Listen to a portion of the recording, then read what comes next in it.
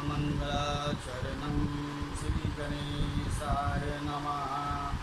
नामं रमानाथं भवानी सहितं भ्रमं सरसविं गणाधीशं मातरं पितरं गुरुं।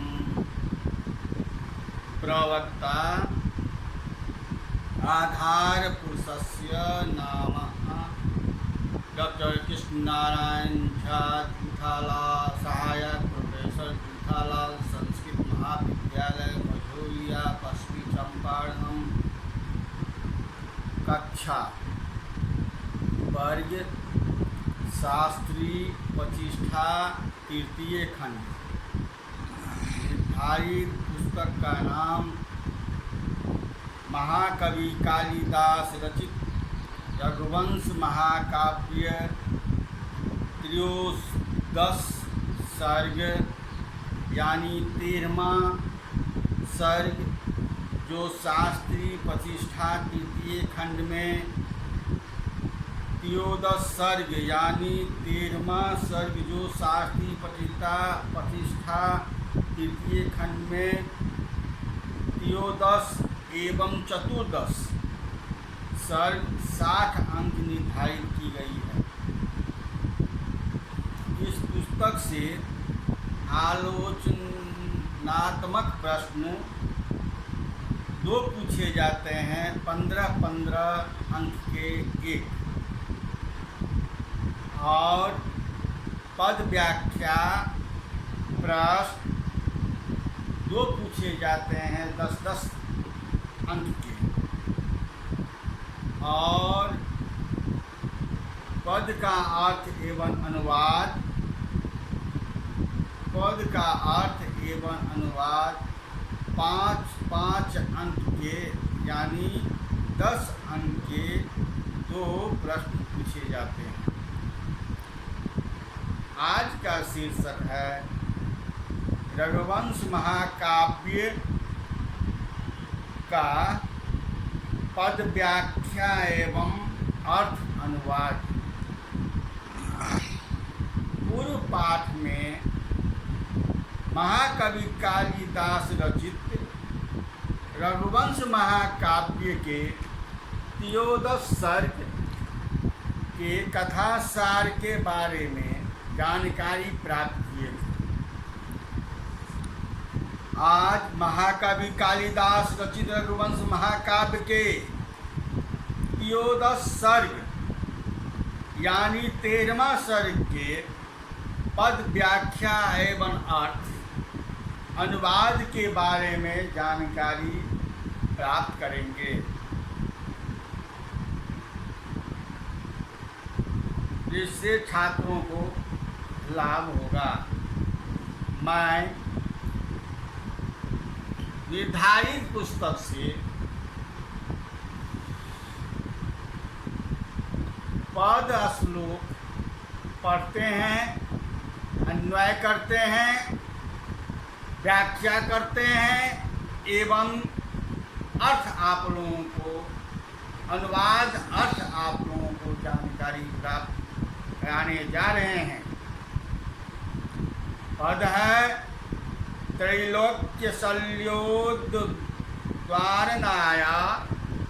सिंधोश्चकारं बंधम मरणं मृपुनाम पुण्यपनामं भुवं विरामं रामं विरामं विपुतामुपासे।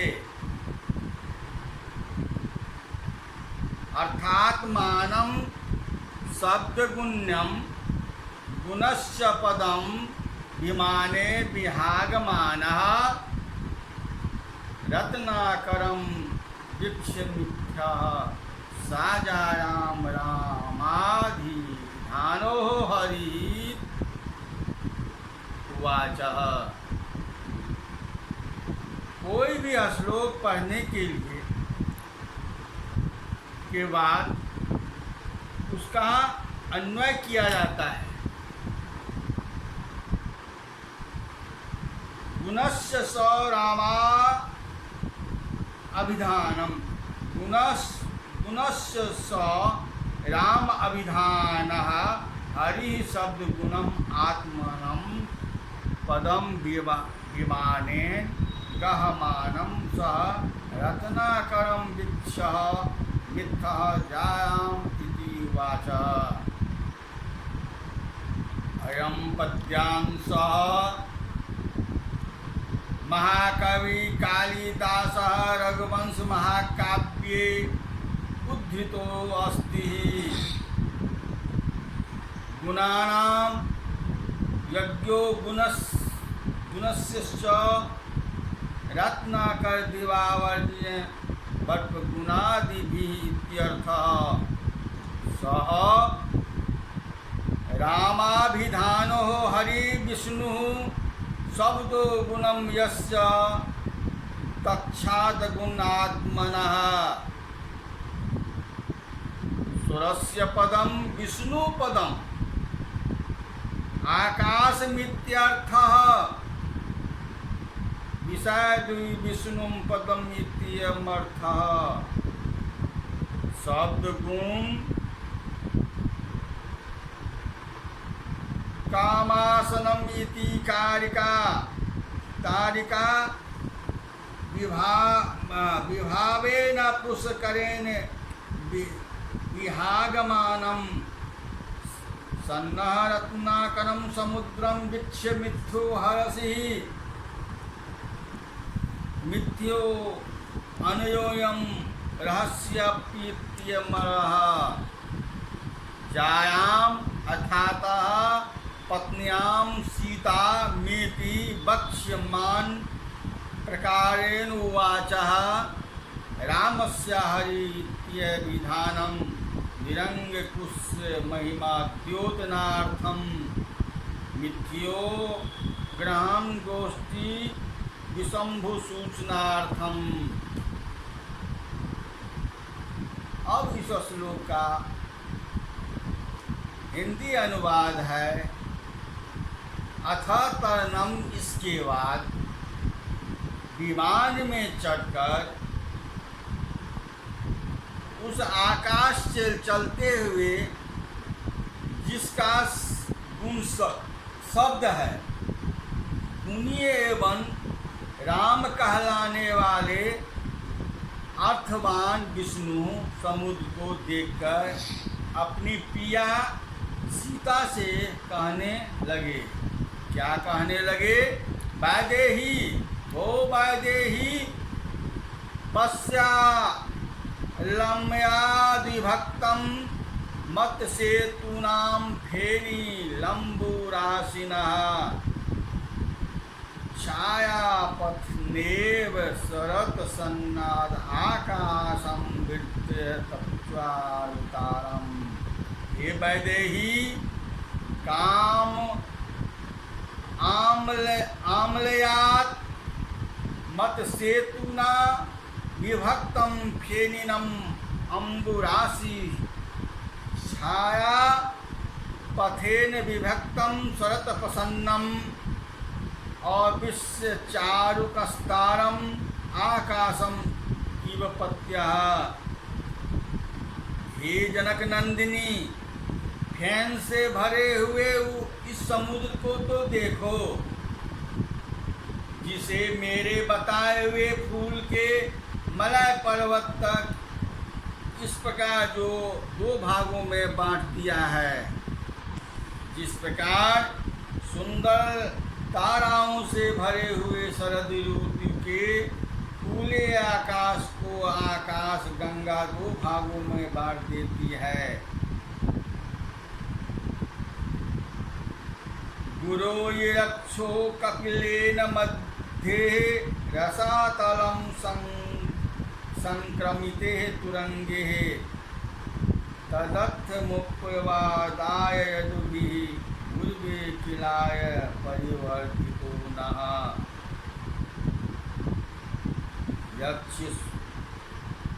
यक्षो गुरो मध्ये तुरंगे कपिलेन रसातलं संक्रमिते सती तदर्थं पूर्वीं अवतारणायद्धि न पूर्वः अयं परिवर्धति किलः। सीते, जानती हो यह समुद्र कैसे बना है? सुनो, जब हमारे पूर्वज महाराज सगर अश्वमेघ यज्ञ कर रहे थे, तब इंद्र ने उस यज्ञ संबंधित घोड़े को चुराकर पाताल में कपि मुनि के पास बांध दिया। महाराज सगर के 60,000 पुत्र थे। महाराज सगर के 60,000 पुत्रों ने उस घोड़े को खोजने के लिए सारी पृथ्वी को खोद डाला। उसी से यह समुद्र इतना बड़ा लंबा चौड़ा बन गया। इसके लिए हम लोगों का इसलिए हम लोगों का यह समुद्र पूज्य है। गर्भावदत्त कमरे के चयो अस्मादि विद्धि मत्रास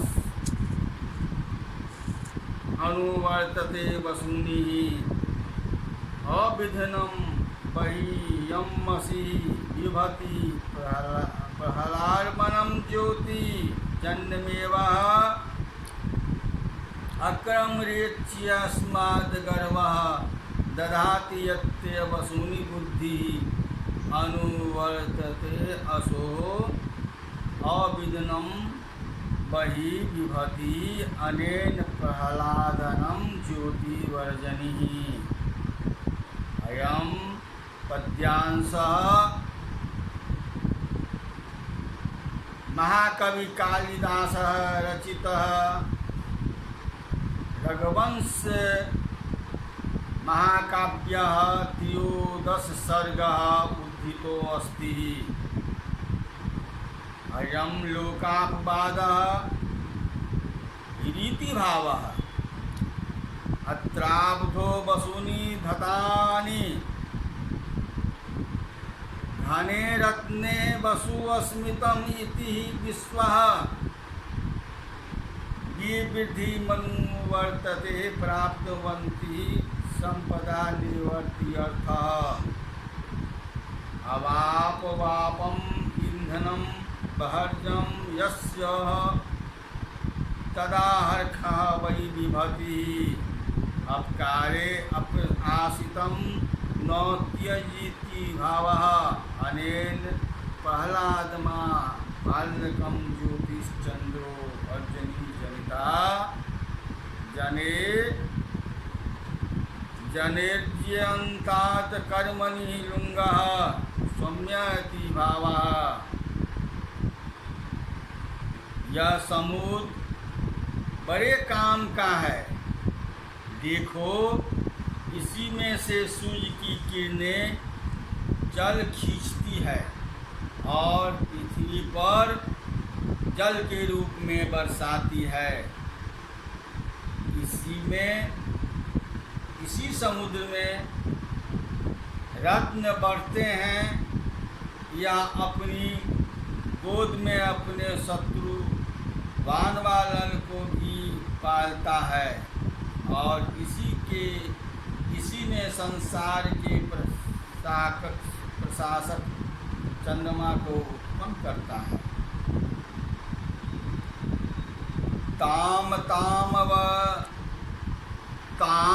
ताम अवस्थां प्रतिपद्यमानं स्थितं दशः व्यापं दिशो महिमानां विष्णुः विवासस्थानं धारणीयमी दिक्कत्या रूप नित्या वा ताम अवस्थां प्रतिपद्यमानं महिमा 10 दिशा ताद्यं स्थितं विष्णुः सह इव रूपं ईतया वः अवधारिणम् अस्ति। यह समुद्र सदा अपना रूप यह समुद्र सदा अपना रूप भी बदलता रहता है और वह इतना बड़ा है कि 10 दिशाओं में दूर तक फैला हुआ है। इसलिए जिस प्रकार भगवान विष्णु के विषय में यह नहीं कहा जा सकता है कि वे ऐसे और इतने बड़े हैं, उसी प्रकार इसके विषय में भी यह नहीं कहा जा सकता है कि ऐसा और इतना बड़ा है। नाभि प्ररूढां गुरुहासेनेन सनस्तूयमानः पथमेन धात्रा अमुयुगान्तो चित्तयोगनिन्द्रः संहृदयः लोकान् पुरुषो अधीयते। युगान्ते कल्पान्तः युगान्तो चित्तयोगनिन्द्रः पुरखः लोकान् संहृत्य नाभि प्ररूढाम्बुवासः नेन पथमेन धात्रा सनस्तूयमानः अम्बोऽधीशते। प्रलय काल में जब आदि पुरुष भगवान विष्णु संसार का संहार कर चुकते हैं, तब यहीं आकर योग निद्रा में सोते हैं और उनके नाभि कमल से निकले हुए ब्रह्मा सदा स्तुति किया करते हैं। अर्थात यह प्रलय काल में भी नष्ट नहीं होता है यह समुद्र। जिस प्रकार शत्रुओं से आक्रांत होकर राजा लोग किसी धर्मात्मा और शरणागत रक्षक राजा का आश्रय लेते हैं, उसी प्रकार यह सैकड़ों पहाड़ों ने इनकी शरण ली थी, जिनके पंखों से काटकर उनका अभिमान चूर कर दिया था। रसातलादि भवेन पुंसाम भुवा प्रयुक्तो त्वेन हनि क्रियायाः अस्याक्षं भ्रमं पलाय प्रबुद्धं मुहूर्तवक्ता भरणं बभूवः। आदि भवेन पुंसां रसातलां प्रयुक्तो द्वहनं क्रियायाः भुवः पलय प्रबुद्धं अस्य अक्षं अभः मुहूर्त वक्त्राभरणं बभूवः। सृष्टि के आरंभ में जब आदि पुरुष भगवान बाराह तालाब से पृथ्वी का उद्धार कर रहे थे, उस समय प्रलय से बढ़ा हुआ इसका स्वच्छ जल क्षण भर के लिए पृथ्वी की घूंघट सा बन गया था। अस्मिन् पदस्याः उपमालंकारः मूर्खापनेषु प्रकृतिपलब्धा स्वयं तरंगधर वदाक् प्राणनक्षत्रः अनंग्य समालंग्यवत् कलवृत्तिः विपत्यसो पायते सिंधुम्। अर्थात अन्य समान कलवृत्ति तरंगाधर धारणनक्षत्रः मूर्खापनेन प्रकृति प्रलब्धाः सिन्धुसुजं पिबति तरंगाधरं पायते च। व्याख्यायाः पदमः अन्येषां पुंसां समायाः धारणाः न भवतीत्यः समानो कलत्रेषु वृत्तिः भोगरूपा यस्य च ततोक्तम्। इमेवेवार्थः प्रतिपादयति तरंगे एवाध्रतस्तस्य दाने समर्थे दक्षसूरोऽपि समुद्रो मूर्खापनेषु प्रकृत्याः सख्यादिपीडनं विना प्रलब्धा दृष्टा सिंधु नदीं सिंधुं समुद्रे नद्यां चौति विश्वः स्वयं पिबति पाल्यते च तरंगाधर्मीति शेषः न पादभ्यां इत्यादीनां विवेत वर्णं तान् परस्मै निषेधः गति बुद्धि प्रत्यवसार्थानम् इत्यादिना सिंधूनां कर्मत्वम्। हे प्रिय सीते, देखो दूसरे लोग केवल स्त्रियों का आधार पान करते हैं, किंतु अपना आधार उन्हें नहीं पिलाते। यह समुद्र उस विषय में भी औरों से बढ़कर है, क्योंकि जब ढीठ होकर नदियाँ चुंबन के लिए अपना मुख इसके आगे बढ़ाती है, तब वह अपनी चतुरता से अपना तरंग रूप आधार उन्हें पिला देता है और उसका आधार स्वयं पीता है।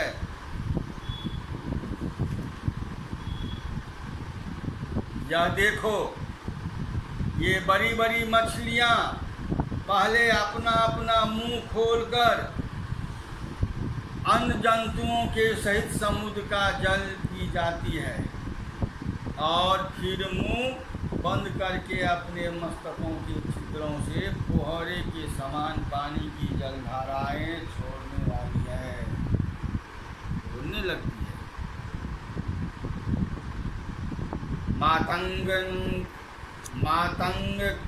मातंग के सस्वोतपात द्विभिन्नः द्वापस्य समुद्र फेनान् कपोल संस्वपितया येषां व्रजति कर्ण समरत्वम्।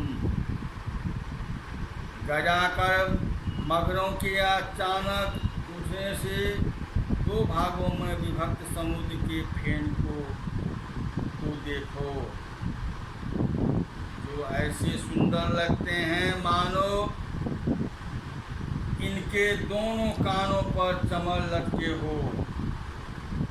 ये जो बड़ी बड़ी लहरों के समान दिखाई दे रही है, ये सांप हैं जो तट पर वायु पीने के लिए बाहर निकल आते हैं और पर जब सूर्य की किरणें से इनकी फेनाओं को मनियों चमक जाती है, तब ये पहचान में आ जाते हैं। देखो, तुम्हारे अक्षर के समान लाल मृगों से लहरों की झोंक में टकरा जाने से इस जीवित शंखों के मुंह छिद्र गए और उसका पीड़ा से यह बेचारे बड़ी कठिनाई से इधर उधर चल आ रहे हैं। प्रवृत्त मात्रेण पयांसी मातु आवर्त वेगात भ्रमः धनेन आमाति भूयष्टमयं समुद्रः प्रथमन्मानो गिरिनेव भूयः पयांसी पातु प्रवृत्त मात्रेण आवर्त वेगात भ्रमता धनेन अयं समुद्रः भूयः गिरिनां प्रथमं मानम इव भूयष्टिम आति ही। वह देखो, काले बादल समुद्र का पानी पीने के लिए आए हैं और समुद्र के चमड़ों के साथ साथ अपनी तीव्र गति से चक्कर काट रहे हैं। इस समय वह समुद्र ऐसा जान पड़ रहा है मानो मंद्राचल से वह पुनः मथा जा रहा हो। पुराद्याशक कनिंग भ्रमस्य तन्मी तमारताली बर्निरा राजनीला आभाति बेला लवनाम्बुराः शेषां निर्वेदे कलङ्करेखाः अयश्च निर्भयस्य लम्बरासेः पुराततन्निहितमालाताः लीनं राजनीनीलाः बेलाः धारा निर्बद्धा कलंकरेखा इव आभाति ही। देखो वह दूर होने के कारण लोहे के हाल बड़ा पतला, ताल और तमाल वृक्षों की समूह से काला दिखाई देने वाला यह समुद्र का तट ऐसा दिखाई दे रहा है मानो चक्र की धारा पर मूर्छा जम गया हो।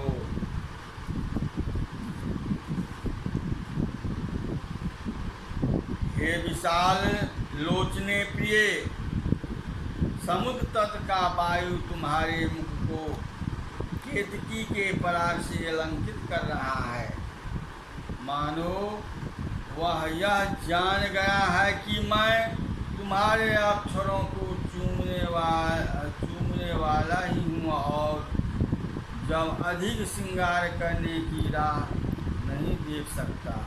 एतम वयम सकेतम भिन्नुम शक्तिं वयस्तु मुक्ता पटलम पयोधे प्राप्ता मुहूर्तेन विभाने देगा कूलम बलावर्ती रूपमाला। या देखो विमान के तेजी से चलने के कारण क्षण भर में ही सब लोग समुद्र के उस तट पर पहुंच गए जहां बालू का पर सांपों को फैल जाने से मोती बिखरे पड़े हैं और फलों के भार से सुपारी के पेड़ झुके खड़े हैं। पुरुषतार का कर्मोह पंचान मार्गे मृग पेक्षिणे दृष्टपातम ऐसा विदुर्भवता समुद्रात कारणम प्रीतभक्ति भूमि। अर्थात एक कदली तल के समान जमीनी वाले मृग नहीं थे। जरा पीछे की ओर देखो, दूर चले जाने के कारण यह जंगलों से भरी हुई भूमि ऐसी दिखाई दे रहे हैं मानो समुद्र के अभी निकल पड़ी हो। क्वचि पत्या संचते सुराणां क्वचित् दधानां पतितां क्वचिचः यथा विद्यो मे मनसो विलासः प्रवर्तते पश्य तथा विमानम्। हे देवी विमानं मे मनसः अभिलाषः यथा विदः प्रवर्तते तथा पश्य क्वचित् सुराणां क्वचित् धनानां क्वचित् पत्तां च पंथा संचरते।